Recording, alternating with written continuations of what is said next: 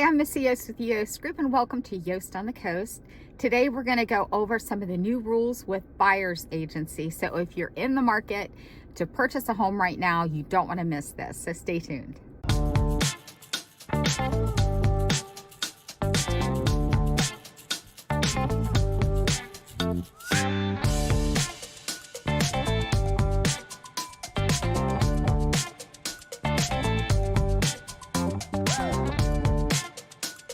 Hi, I'm Missy Yost with the Yost Group and welcome to Yost on the Coast. I do these videos about once a week to keep you in the know of what is going on in the Lowcountry of South Carolina. Today, we are going to go over more of a universal topic, which is the new buyer agency rules and buyer representation, buyer commission rules, everything that has changed and will go into effect come August. So a lot of the realtors are currently implementing the new rules and laws, and we're kind of all learning this together.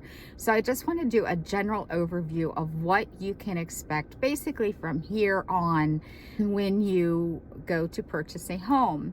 Now, keep in mind that these rules are continuing to change. So this is what is happening in August 2024 that is starting to be implemented now, but there could be future improvements or changes in the future.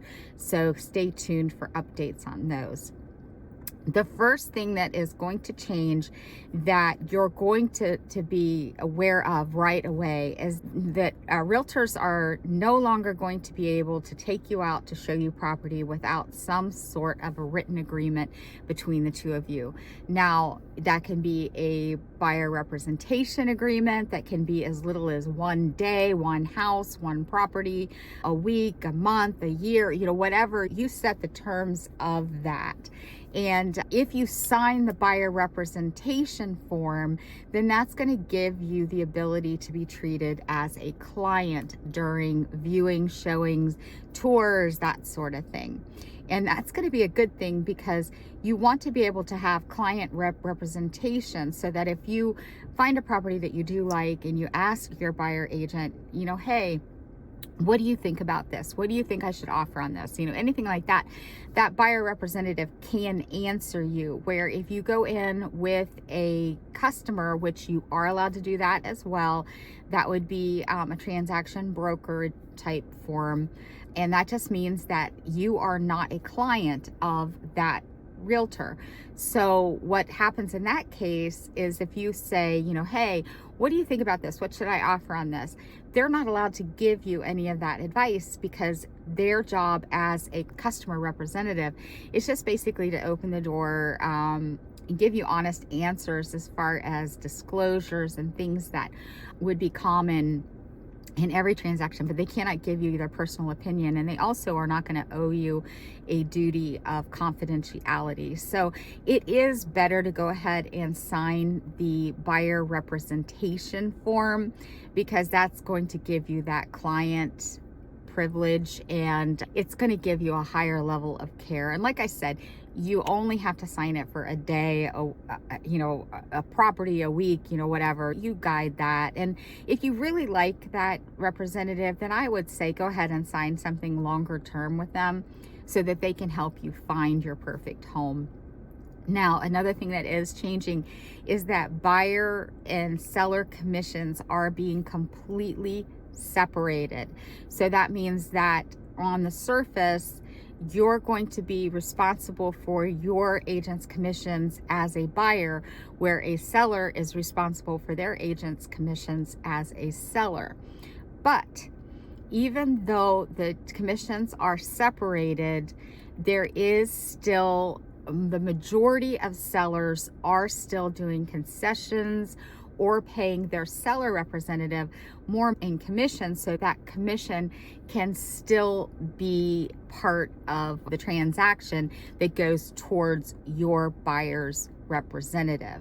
So say your buyer's representative charges 3 bananas for their representation and the seller has decided to throw in 2 bananas for your representative, then that means that you're going to have to come up with 1 banana. And I am starting to see that, where before it was still more of a split, where if the commissions were a certain percentage, it was being split as far as so much was going to the seller agent and so much was going to the buyer agent. It just was on paper different. But now I'm starting to see where a buyer representative will say, I charge 3 bananas, and the seller is only giving 2 bananas, so we're getting compensation agreements back that we have to sign disclosures that state that the buyer is now tossing in that extra banana to make that buyer's agent whole. Make sure you understand that regardless of who you hire as your buyer representative, because you're going to want to make sure that you understand where money is coming from, how much money you might be responsible for in a transaction, and how you will be able to pay for that. And this is all so confusing for all of us right now, so I'm sure that you are very confused about it as well.